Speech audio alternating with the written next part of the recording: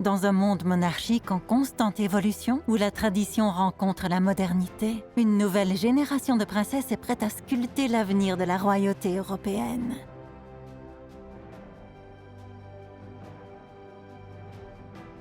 Explorons les responsabilités et les ambitions de 6 jeunes femmes extraordinaires, prêtes à devenir reines un jour.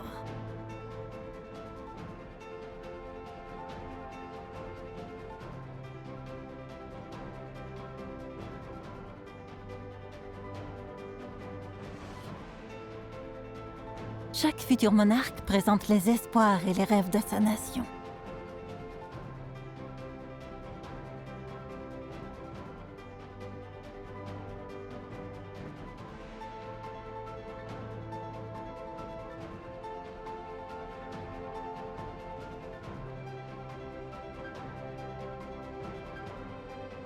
Rejoignez-nous pour découvrir leur histoire, leur enfance, les défis auxquels elles sont confrontées et l'héritage qu'elles vont recevoir.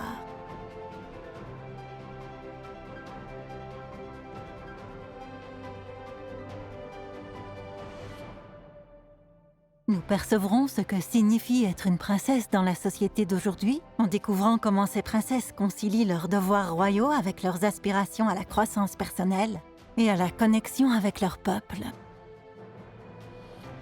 Elles sont l'avenir des monarchies européennes destinées à hériter de couronnes, de royaumes et d'héritages. De la mer du Nord à la Méditerranée, ces jeunes femmes sont liées non seulement par le destin, mais aussi par des liens de sang qui remontent à des siècles d'histoire royale.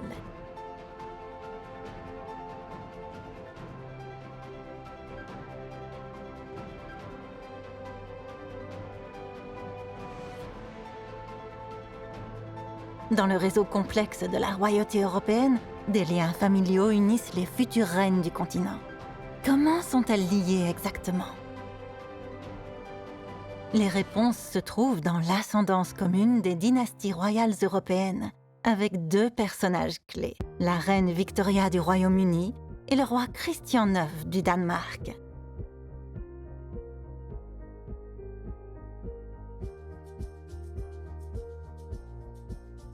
La reine Victoria, surnommée la grand-mère de l'Europe, est l'ancêtre de nombreux membres de la famille royale actuelle. Grâce à ses 9 enfants, sa lignée s'est répandue dans les cours du continent.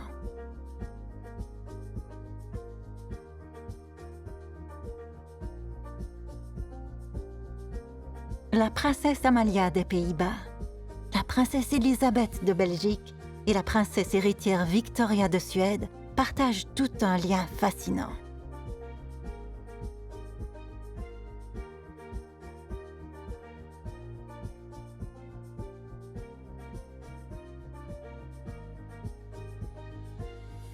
Concentrons-nous sur un fil conducteur particulier. Le fils de la reine Victoria, le prince Arthur, duc de Connaught et de Strathearn, avait une fille, la princesse Margaret de Connaught.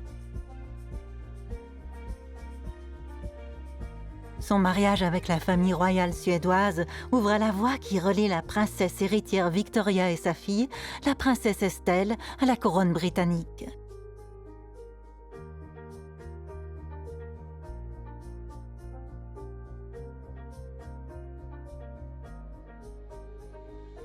Au fil des générations, les familles royales néerlandaises, belges et suédoises ont entretenu des liens étroits.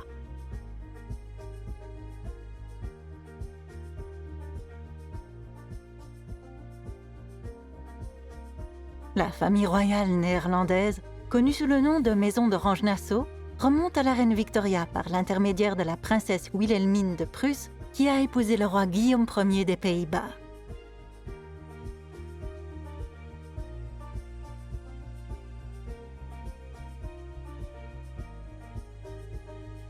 Princesse Élisabeth de Belgique est liée à la reine Victoria par l'intermédiaire de la princesse Marie d'Édimbourg, petite-fille de la reine Victoria. La princesse Marie est devenue reine de Roumanie en épousant le roi Ferdinand Ier. Leurs descendants se sont mariés avec diverses familles royales, dont les monarchies belges et luxembourgeoises, ce qui permet à la princesse Élisabeth de remonter jusqu'à la reine Victoria.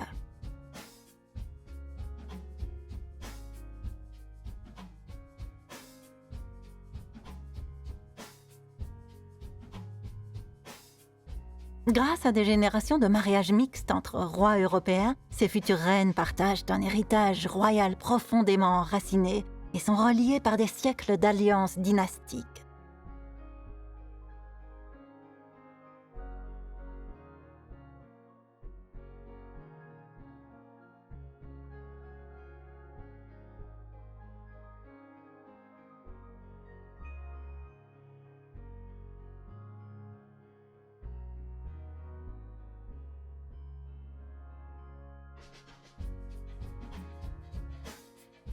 Mais il y a une autre grande figure de l'histoire royale européenne qui relie également ces jeunes femmes, le roi Christian IX de Danemark, surnommé le beau-père de l'Europe. Ses descendants occupent de nombreux trônes actuels, dont ceux de Norvège, de Suède et d'Espagne.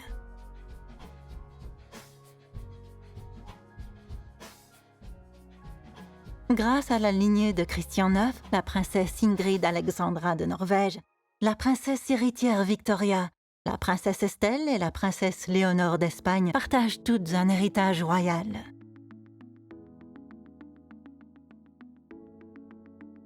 L'héritage du roi Christian relie les couronnes nordiques et espagnoles dans un réseau de cousins et de cousins germains, garantissant que ces jeunes royaux sont plus que de simples pères politiques. Ils sont des parents élargis au sein du réseau plus large des familles royales européennes.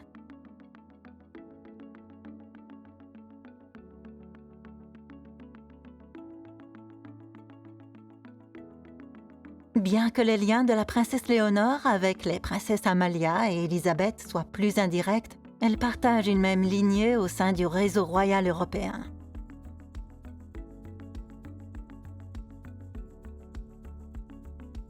La grand-mère paternelle de Léonore, la reine Sophia d'Espagne, fait partie des familles royales grecques et danoises qui ont des liens historiques avec les maisons royales néerlandaises et belges.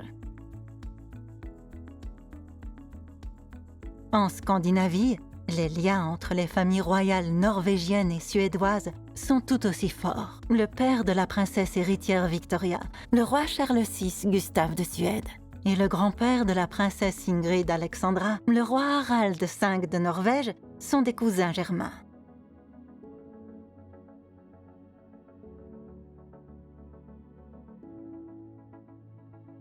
Ces jeunes femmes, héritières des trônes de leur pays, sont plus que des futures reines. Elles sont reliées par des liens familiaux profonds et une histoire royale commune qui transcende les frontières et le temps.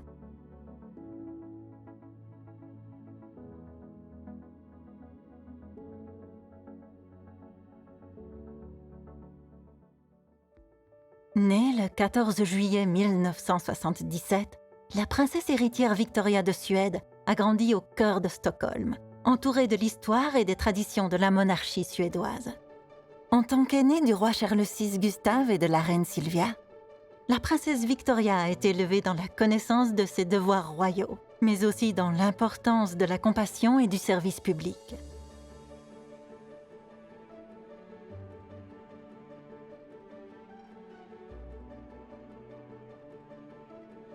Lorsqu'elle montera sur le trône comme prévu, elle deviendra la 4e reine régnante de Suède, sur les traces des monarques historiques Margaret, Christina et Ulrika Eleonora, et la première depuis 1720.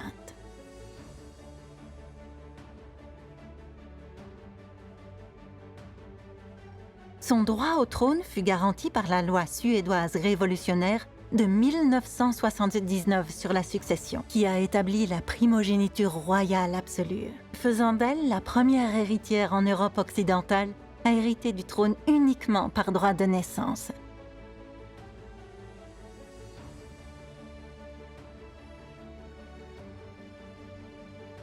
Cette loi révolutionnaire a tout changé. Pour la première fois, le trône est transmis non pas au fils aîné, mais à l'enfant aîné du monarque, quel que soit son sexe. C'est ainsi que Victoria est nommée héritière présomptive en remplacement de son frère cadet, le prince Charles-Philippe, qui était initialement destiné à devenir le roi de Suède. Cette loi est entrée dans l'histoire, faisant de la Suède la première monarchie à adopter une véritable égalité des sexes, inspirant d'autres pays d'Europe à suivre son exemple.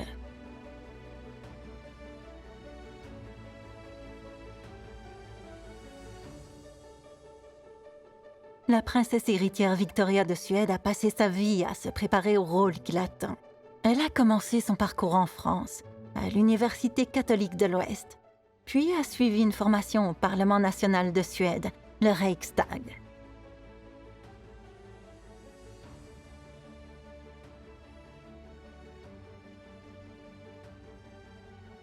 Elle a ensuite traversé l'Atlantique pour étudier à l'université de Yale, s'immergeant dans de nouvelles perspectives et cultures, avant de revenir à l'université d'Uppsala où elle a obtenu son diplôme.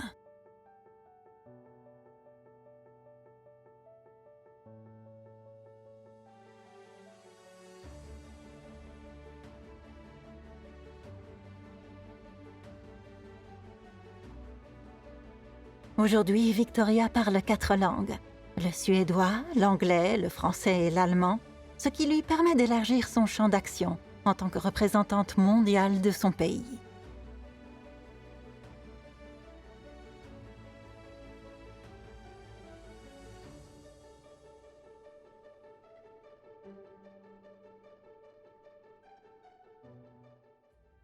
En août 2024, Victoria entama une formation d'officier à l'Université de défense suédoise, dans le cadre d'un programme qui lui permettra d'acquérir des connaissances en matière de stratégie militaire et commandement.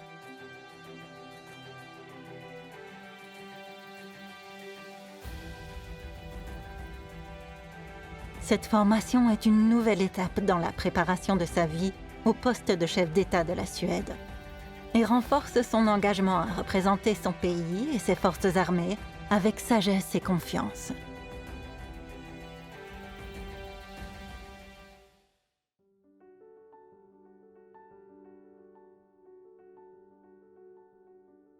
Tout au long de sa vie, la princesse héritière Victoria s'est consacrée à diverses causes caritatives axées sur la santé, l'éducation et l'environnement.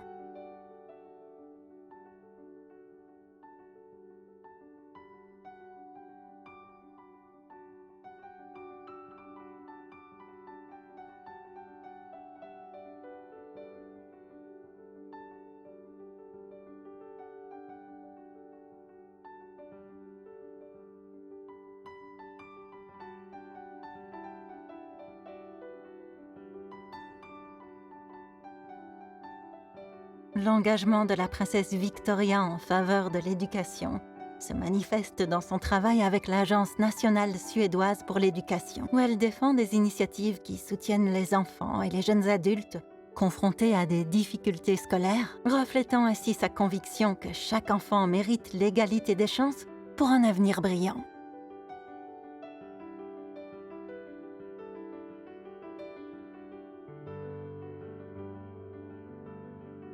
Le fond de la princesse héritière Victoria est un symbole sincère de l'esprit communautaire. Nourri par des dons publics généreux et soutenu par des partenariats solides, chaque année, l'Association des boulangers et pâtissiers suédois organise la bien-aimée Semaine des gâteaux de la princesse.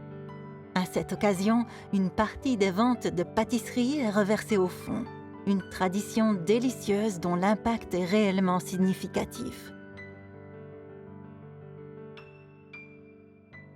Le 12 mars, jour de la Sainte Victoria, ces efforts collectifs lui sont présentés, reflétant le dévouement des communautés suédoises à l'enrichissement de la vie des enfants et des jeunes dans tout le pays.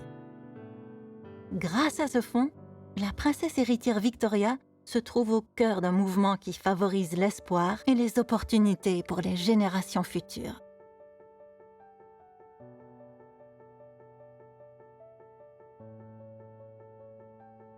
En 2010, la vie personnelle de la princesse héritière Victoria a pris un tournant joyeux lorsqu'elle a épousé Daniel Westling, son entraîneur personnel. Leur histoire d'amour a conquis le cœur de nombreux Suédois, symbolisant une romance de conte de fées.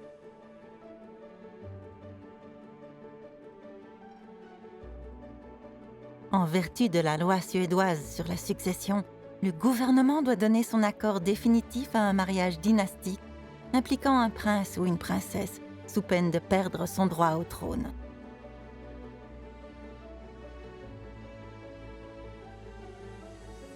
Le jour de l'annonce de leur fiançailles, il a été confirmé que la princesse héritière Victoria avait été autorisée à épouser Westling.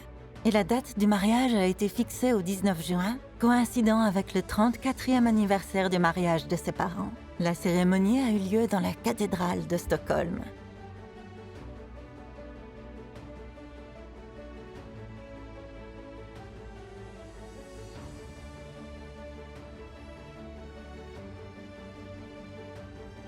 En tant que mère, Victoria se réjouit d'élever ses 2 enfants, la princesse Estelle et le prince Oscar.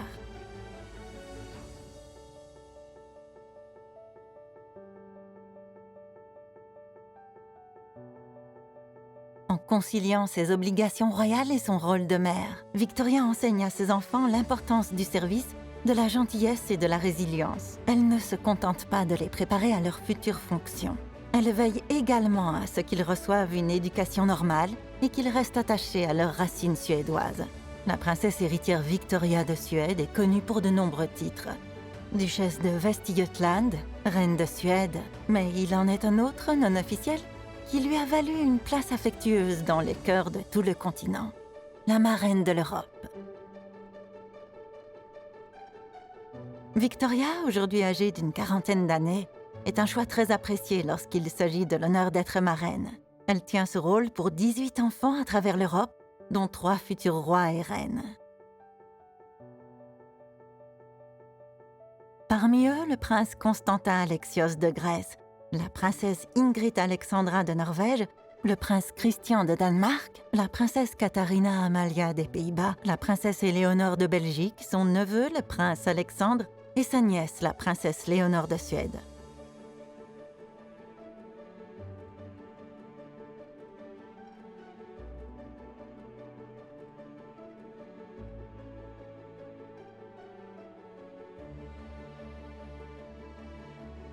Dans tous les coins d'Europe, ces jeunes têtes couronnées grandiront en sachant qu'elles bénéficient du soutien indéfectible de l'une des futures reines les plus dévouées d'Europe.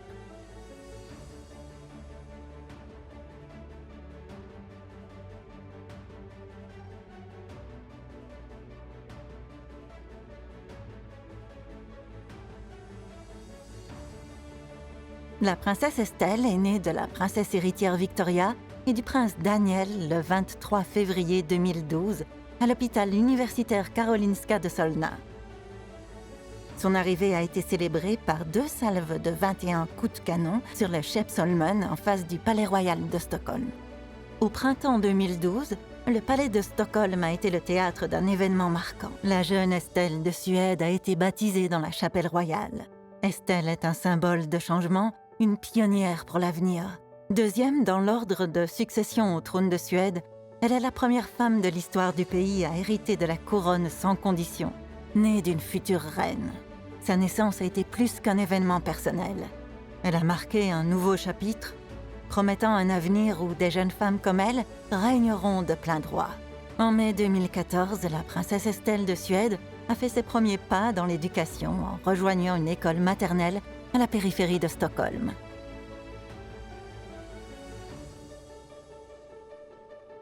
En 2016, Estelle a déménagé dans une nouvelle école maternelle sur Royal Djurgården à Stockholm, une île riche en histoire suédoise. Et depuis août 2018, elle fréquente Campus Manila, une école privée très réputée de la capitale suédoise, connue pour ses normes académiques élevées et son ouverture à l'international, incluant souvent un enseignement bilingue. Ses premières expériences ont déjà commencé à façonner la jeune héritière de la Suède, la préparant au rôle unique dont elle héritera un jour.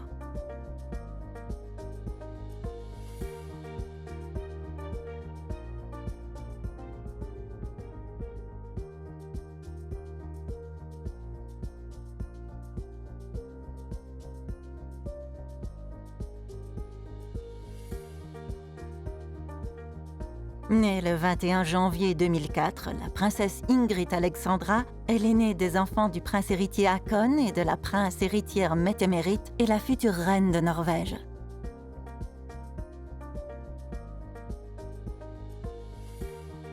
Dès sa naissance, elle a été considérée comme une pionnière, devant devenir la deuxième femme monarque de Norvège après la reine Margrethe au XVe siècle.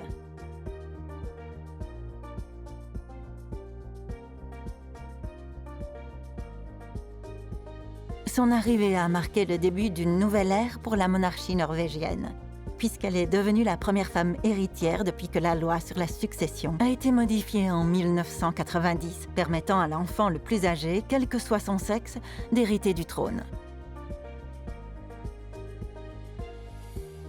En avril 2004, la princesse Ingrid Alexandra a été baptisée dans la chapelle du Palais royal d'Oslo. Son grand-père, Sa Majesté le roi Harald V, a eu l'honneur de la présenter au baptême, marquant ainsi ce moment important de sa vie. Entourée de sa famille et de ses parrains, dont Victoria, princesse héritière de Suède, cette cérémonie a mis en évidence les liens d'Ingrid Alexandra avec les maisons royales de toute l'Europe, reflétant ainsi les liens étroits qui unissent la Norvège à d'autres monarchies. Malgré son jeune âge, la princesse Ingrid Alexandra démontra déjà les qualités d'une future dirigeante. Elle s'est montrée très intéressée par la protection de l'environnement et le changement climatique qui ont fait l'objet de son premier engagement officiel. En 2009, aux côtés de la princesse héritière Mette-Marit, Ingrid Alexandra a accueilli plus d'1 millier de jeunes agents environnementaux sur la place du Palais, à l'occasion de la Journée mondiale de l'environnement, montrant très tôt sa volonté de se sensibiliser aux questions environnementales.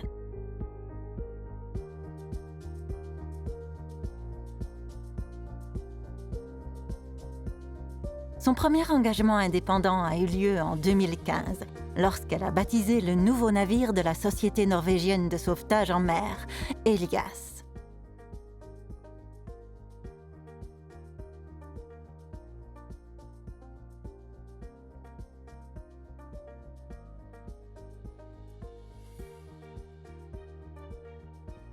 L'année suivante, elle a allumé la flamme devant 13 000 personnes lors de la cérémonie d'ouverture des Jeux olympiques de la jeunesse à Lillehammer, s'imposant ainsi comme une jeune reine inspirante.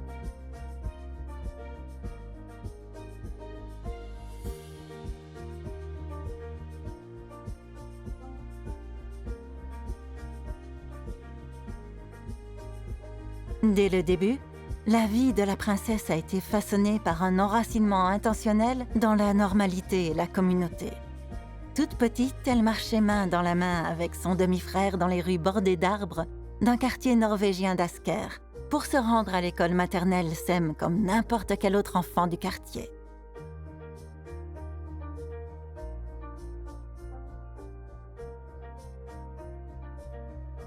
En 2014, la princesse Ingrid Alexandra s'est retrouvée à l'école internationale d'Oslo, où le son de nouveaux mots et de nouvelles phrases en anglais lui a ouvert les portes d'un monde plus vaste.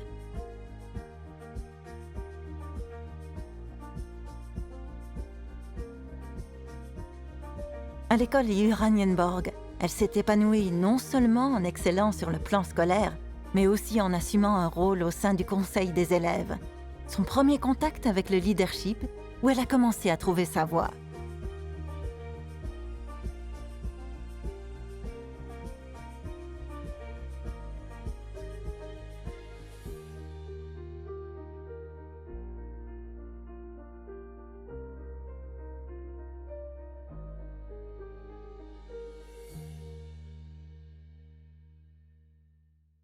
En 2024, elle a commencé son service militaire obligatoire dans le bataillon du génie norvégien de la Brigade Nord, où elle suit une formation de base rigoureuse.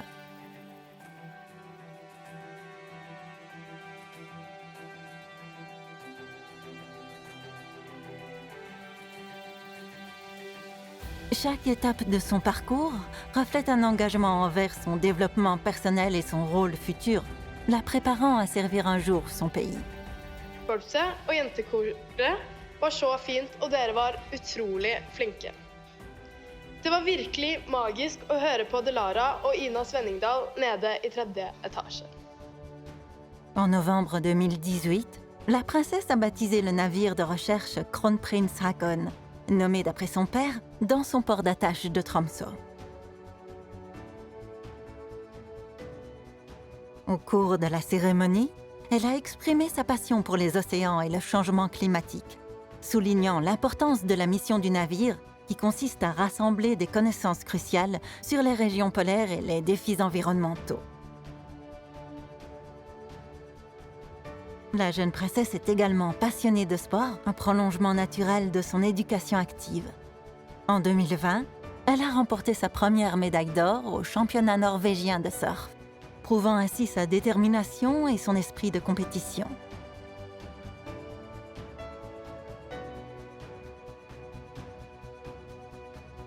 Son intérêt pour les sports, tant sur l'eau que sur la neige, continue d'être une partie importante de sa vie, favorisant un lien avec le paysage naturel et le patrimoine de la Norvège.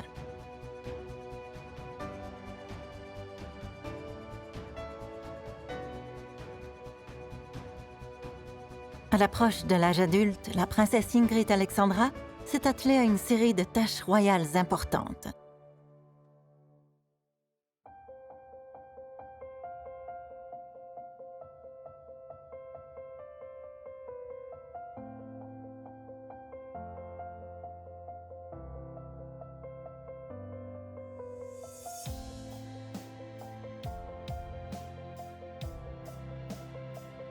Kjære mamma og pappa. Tusen takk for alt dere har gitt meg. Mamma, vi kan snakke sammen om alt. Takk for at vi kan ligge på sofaen sammen og se på serier som Sex and the City. Jeg setter veldig pris på alt du gjør for meg.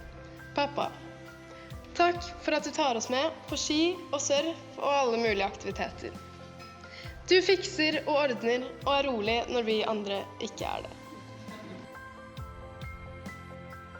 À chaque engagement public, la princesse Ingrid Alexandra incarne les qualités d'une future monarque, la compassion, le dévouement et un lien profond avec son peuple.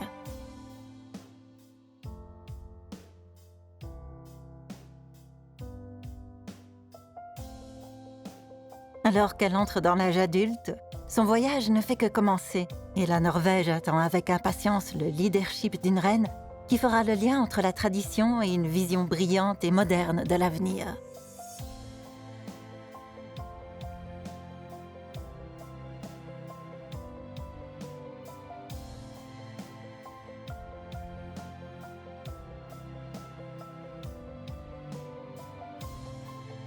L'histoire de la princesse Katharina Amalia des Pays-Bas est celle d'une tradition, d'une responsabilité et d'une préparation à un avenir au cœur de la monarchie de son pays.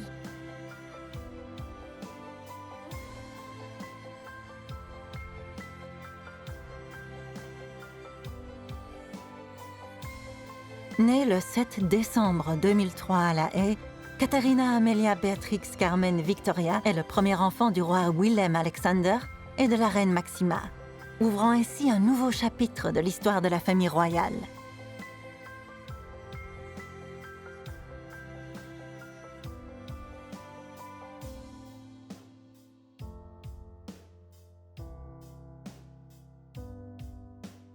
Elle a passé ses premières années à la villa Eikenhorst, sur le domaine de Horsten, où elle a grandi avec ses deux jeunes sœurs, les princesses Alexia et Ariane.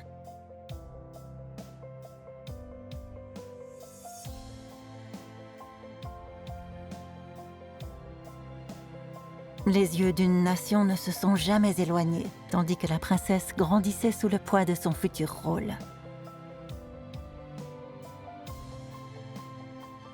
En 2019, la famille a entamé un nouveau chapitre, troquant le confort pastoral du domaine pour la grandeur du palais royal de La Haye.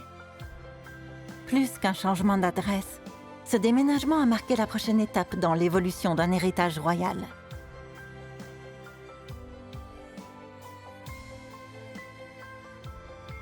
En juin 2004, dans les murs historiques de la grotte à La Haye, elle a été baptisée lors d'une cérémonie ancrée dans la tradition, en présence de personnalités qui allaient jouer un rôle important dans sa vie. Parmi elles, ses parrains et marraines, la princesse héritière Victoria de Suède et le prince Constantin, frère cadet du roi des Pays-Bas. Le baptême était plus qu'un rite royal. C'était un moment de réconciliation. Pour ses grands-parents maternels, absents du mariage de ses parents en raison du passé politique controversé de son grand-père, cette occasion a marqué une étape poignante vers l'unité familiale.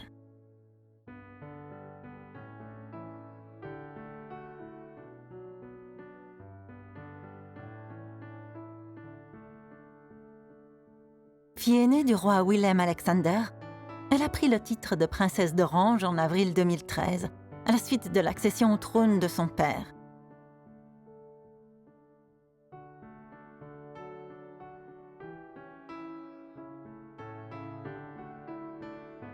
Ce titre, chargé de siècles d'histoire, est réservé à l'héritier présomptif, ce qui fait d'elle la première femme à le porter en tant que telle.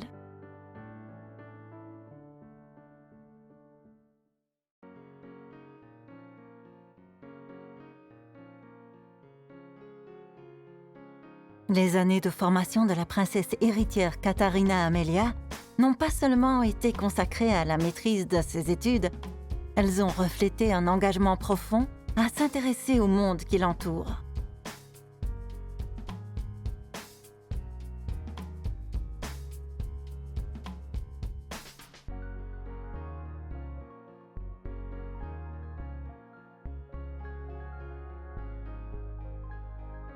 La princesse a brillé au-delà des études, s'engageant dans le leadership en tant que membre du conseil étudiant et affinant la diplomatie en tant que déléguée aux Nations Unies, signe d'une reine en devenir.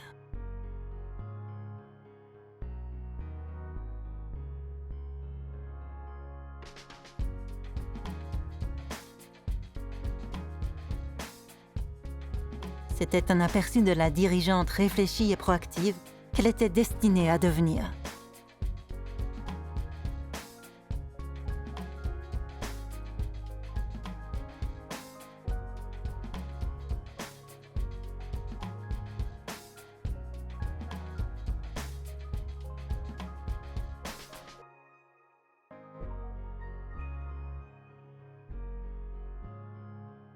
En 2021, avec un diplôme en poche et une mention très bien, Amalia était prête à élargir son expérience.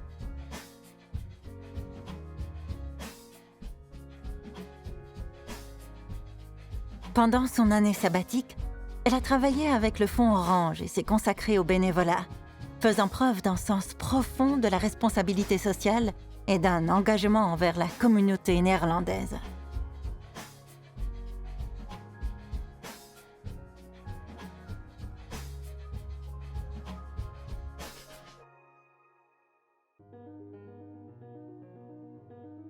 En 2022, Amalia commence ses études à l'Université d'Amsterdam. Mais alors qu'elle entame son parcours universitaire, une réalité plus sombre fait surface. Amalia a dû faire face à des menaces de sécurité qui ont bouleversé son monde. Ces menaces, dont on pense qu'elles proviennent d'organisations criminelles, l'ont obligée à quitter son appartement d'étudiante à Amsterdam et à se réfugier au Palais Royal de La Haye. Dans une interview, la reine Maxima a fait part de ses inquiétudes quant à l'impact de ces menaces sur la vie de sa fille.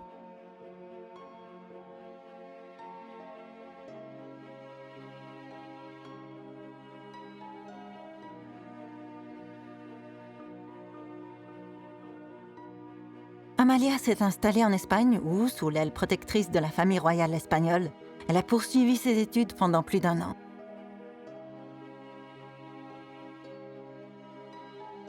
Sa situation reflète une évolution inquiétante aux Pays-Bas, où le crime organisé remet de plus en plus en cause les symboles nationaux.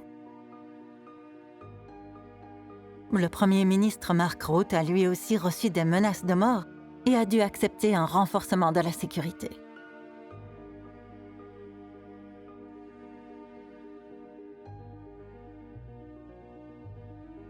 Dans une démonstration d'unité sans précédent, les familles royales européennes et les autorités néerlandaises ont pris toutes les mesures nécessaires pour assurer la sécurité d'Amalia, rappelant ainsi les pressions réelles et croissantes qui pèsent sur ceux qui sont nés pour servir.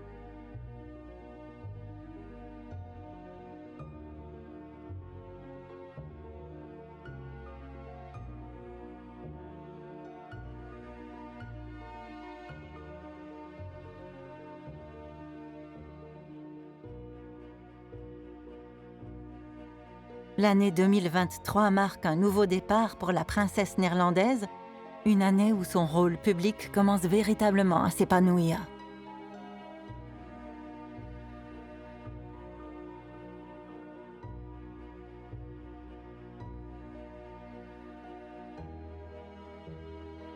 Dans les premiers mois, elle entreprend sa première tournée royale officielle, parcourant les Caraïbes néerlandaises avec ses parents.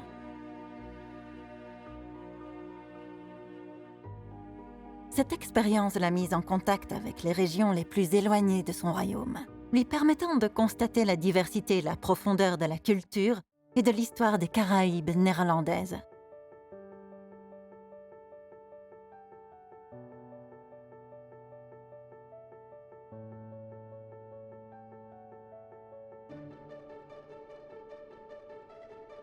En 2023, la princesse Amalia rejoindra sa grand-mère, la princesse Béatrix, au palais de Buckingham pour la réception du couronnement du roi Charles III, un moment qui s'inscrit dans l'histoire royale européenne.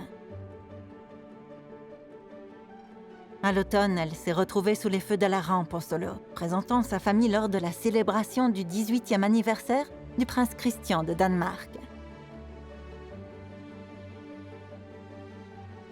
Au mois d'avril suivant, elle a assisté à son premier banquet d'État, en l'honneur du roi Felipe VI et de la reine Laetitia d'Espagne.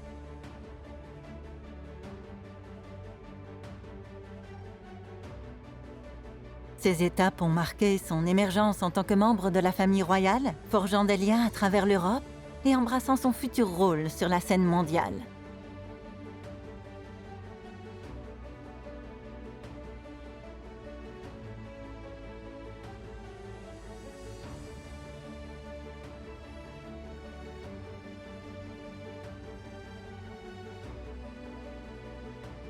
Alors que la princesse Katharina Amelia assume un rôle plus visible, elle reste fermement ancrée, incarnant les principes de responsabilité et de service qui ont façonné son éducation.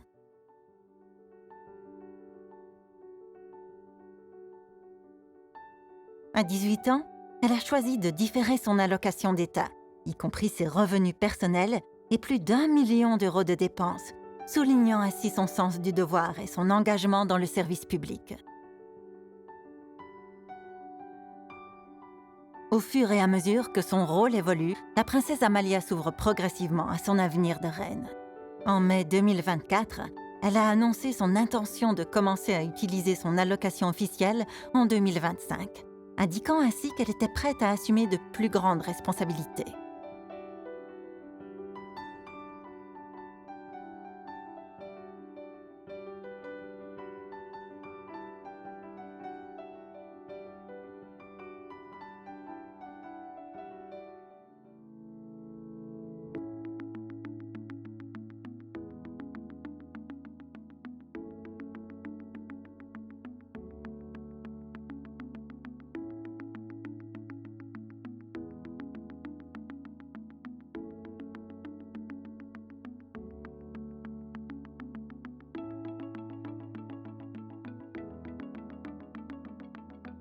La princesse Léonore d'Espagne, officiellement Léonore de Borbón y Ortiz, est appelée à devenir une figure clé de la monarchie européenne en tant que future reine d'Espagne.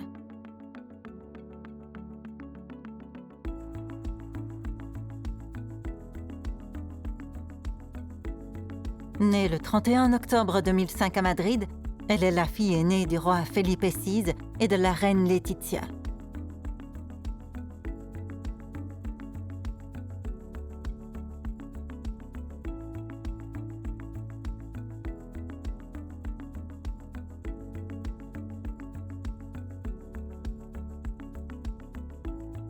Elle porte le titre de princesse des Asturies, un titre traditionnellement réservé à l'héritier présomptif du trône d'Espagne.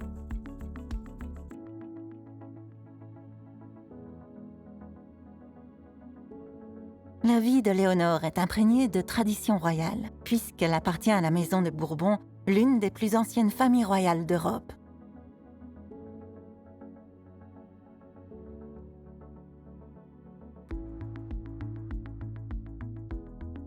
Aux côtés de sa sœur cadette, l'infante Sofia, née en 2007, l'éducation de Léonore reflète un mélange de responsabilité royale et d'une approche moderne de l'enfance.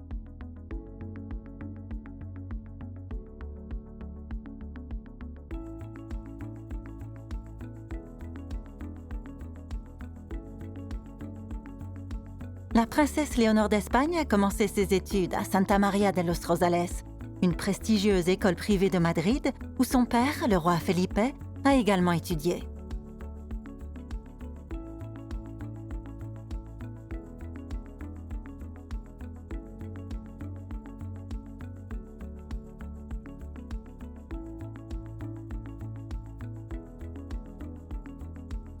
En octobre 2018, alors qu'elle n'avait que 13 ans, la princesse Léonore a prononcé son premier discours public, à l'occasion du 40e anniversaire de la Constitution espagnole.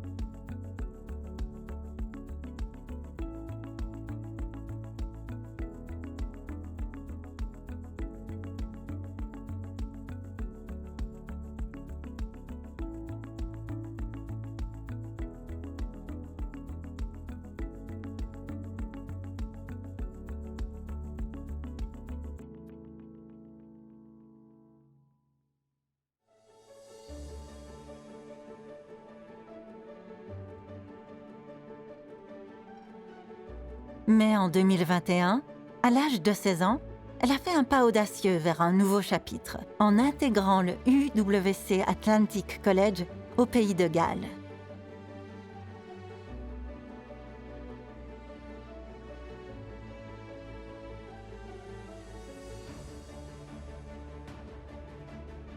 C'est là qu'elle s'est engagée dans le baccalauréat international, une expérience qui lui a ouvert les yeux sur le monde, façonnant sa perspective globale et la préparant aux diverses responsabilités que lui conférerait son futur rôle de reine.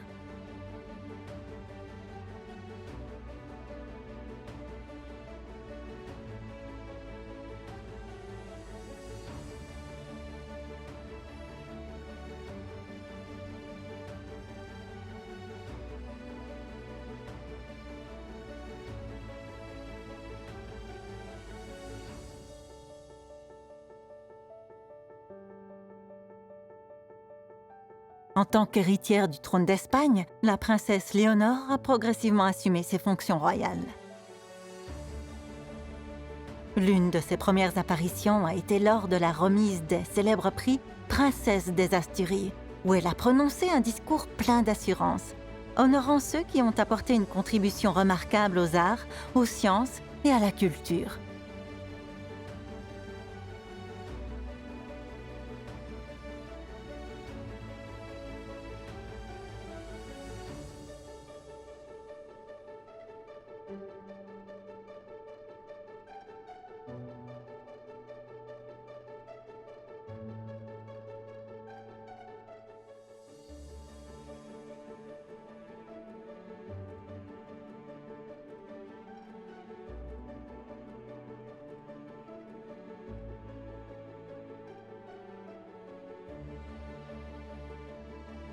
Année après année, la princesse Léonore a continué à se mettre en avant, participant à des événements majeurs aux côtés de ses parents, le roi Felipe VI et la reine Laetitia, chaque apparition reflétant sa volonté d'embrasser l'avenir de la monarchie espagnole.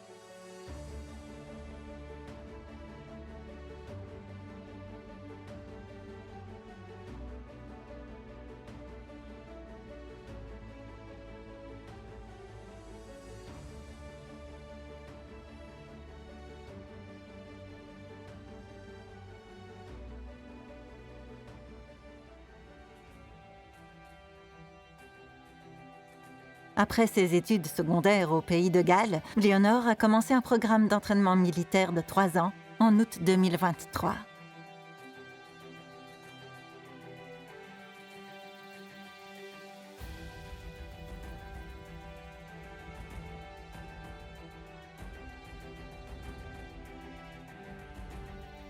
Elle pourra ainsi servir dans l'armée de terre, la marine et l'armée de l'air, ce qui lui permettra d'acquérir des compétences en matière de leadership et de comprendre les forces armées espagnoles.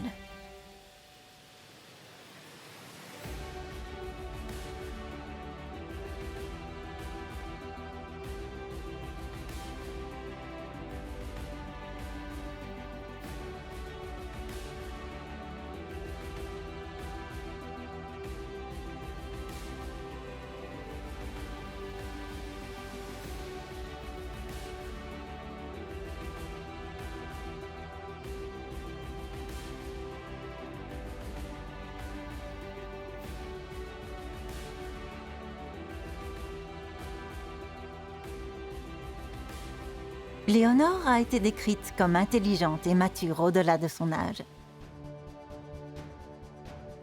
Ses apparitions publiques sont soigneusement choisies, mais elles reflètent une confiance et une grâce indéniables.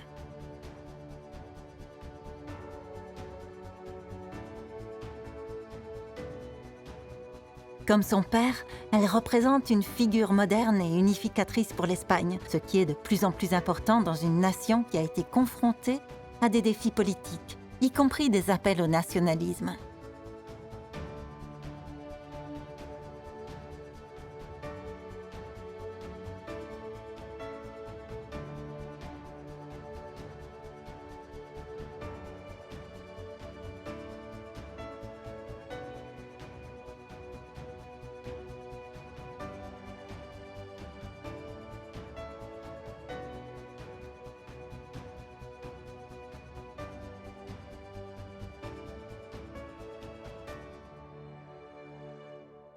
En octobre 2023, le jour de son 18e anniversaire, la princesse Léonore a franchi une étape importante vers son futur statut de reine en prêtant serment d'allégeance à la Constitution espagnole lors d'une cérémonie historique devant le Parlement. Ce moment charnière reflète le parcours de son père, le roi Felipe VI.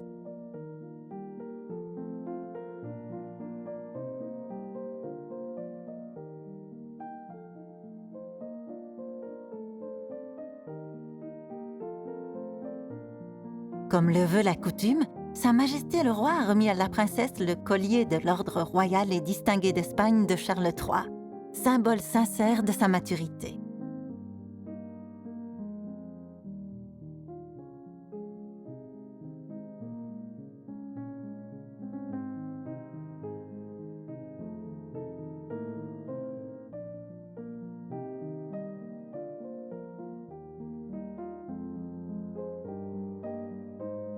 Cet événement marque non seulement le passage légal de la princesse Léonore à l'âge adulte, mais la prépare également à assumer les responsabilités de la couronne en cas d'incapacité ou de décès du roi, soulignant ainsi la continuité et la stabilité de la monarchie espagnole.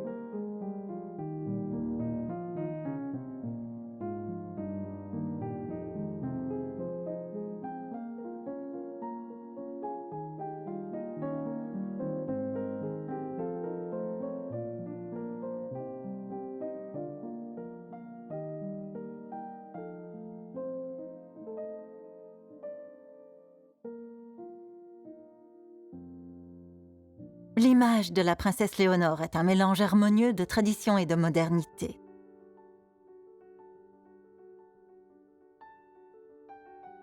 En tant que future reine d'Espagne, elle perpétuera l'héritage de la monarchie tout en représentant son pays sur la scène internationale, garantissant ainsi sa pertinence au XXIe siècle.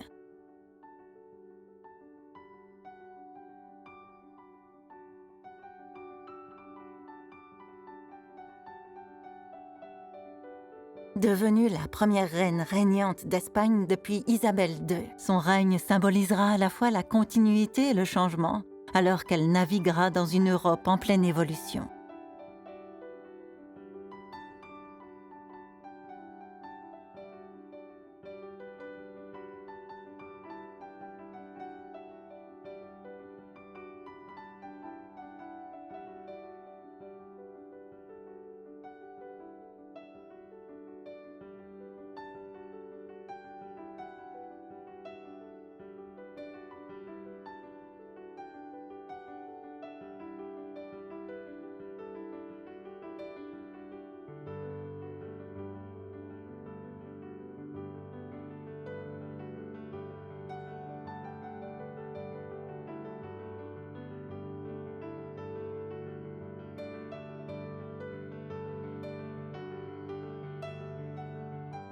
Née le 25 octobre 2001, la princesse Élisabeth de Belgique est le premier enfant du roi Philippe et de la reine Mathilde.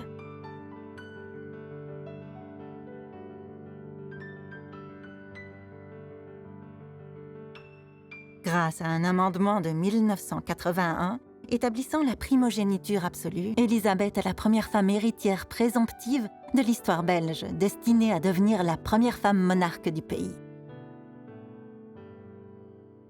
Les premières années d'Élisabeth ont été marquées à la fois par la tradition royale et les valeurs modernes.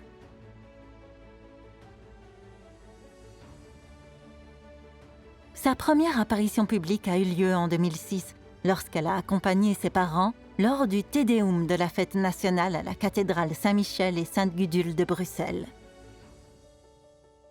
Un an plus tard, elle se fait remarquer sur la scène internationale en donnant son nom à la station de recherche antarctique belge Princesse Élisabeth, symbolisant ainsi son engagement précoce pour les causes scientifiques et humanitaires. Dès son plus jeune âge, Élisabeth a reçu une éducation complète qui l'a préparée à son futur rôle. Elle a commencé ses études au collège néerlandophone Saint-Jean Berckmans à Bruxelles, s'écartant ainsi de la tradition royale en recevant d'abord une éducation en néerlandais.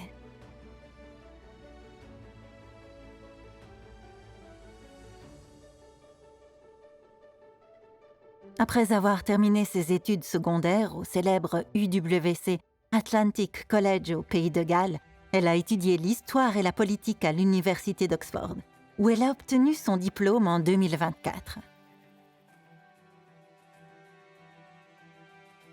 Elle a ensuite poursuivi sa passion pour la politique publique en obtenant un master à la Harvard Kennedy School.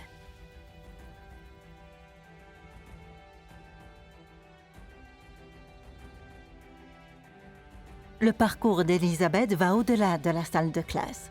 En 2020, elle a rejoint l'Académie royale militaire de Belgique, où elle a obtenu son béret bleu et a suivi une année d'entraînement militaire intensif. Suivant les traces de plusieurs générations de la royauté belge, elle a été nommée sous-lieutenant en 2023, ce qui l'a préparée au rôle de commandant en chef des forces armées belges.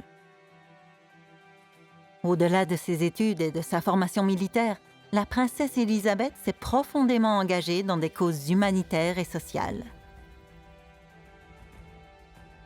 Elle a rejoint la reine Mathilde lors d'une mission de l'UNICEF au Kenya et s'est portée volontaire de diverses manières, en aidant des enfants souffrant de troubles de l'apprentissage ou en soutenant des personnes âgées lors de la pandémie de COVID-19.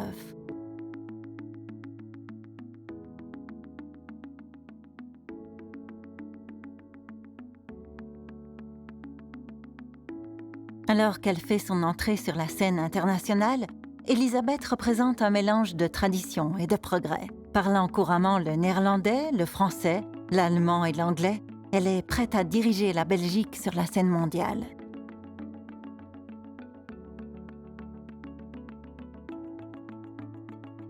Qu'il s'agisse de s'engager auprès des dirigeants mondiaux ou de s'attaquer aux problèmes sociaux dans son pays, la princesse Élisabeth illustre les qualités d'un monarque moderne, prêt à relever les défis d'une Europe qui évolue rapidement.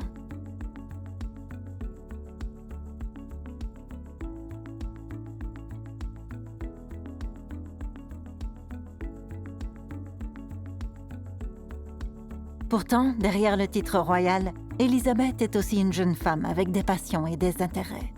Elle pratique l'aviron, le ski et la voile. Elle accorde une grande importance à ses amitiés et trouve du réconfort dans la nature et la musique.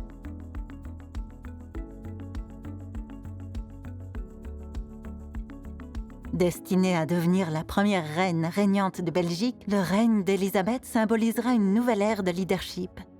Une ère qui concilie continuité et changement.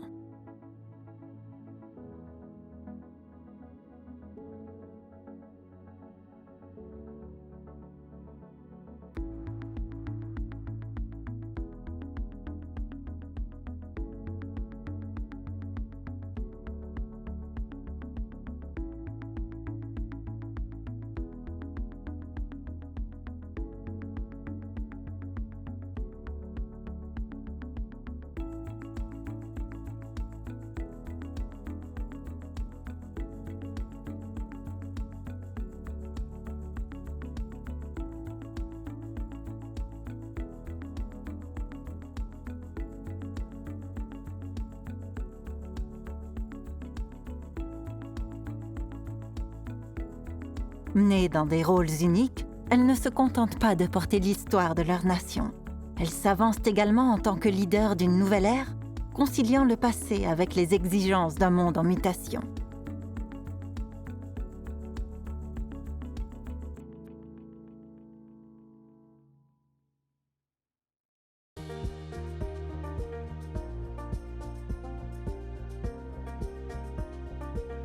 Que ce soit en défendant l'égalité des sexes, en s'engageant dans l'action climatique ou en favorisant un lien plus profond avec leur peuple, ces futures reines tracent leur propre voie, redéfinissant le leadership avec compassion et détermination.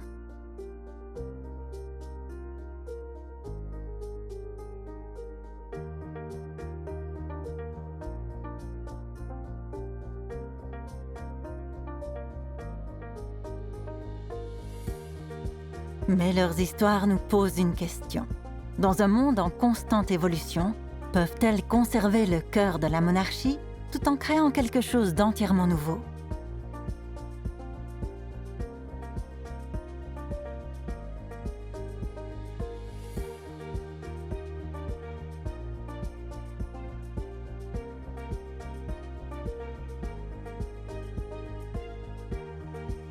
La réponse réside peut-être dans le lien qu'elles créent avec leur peuple.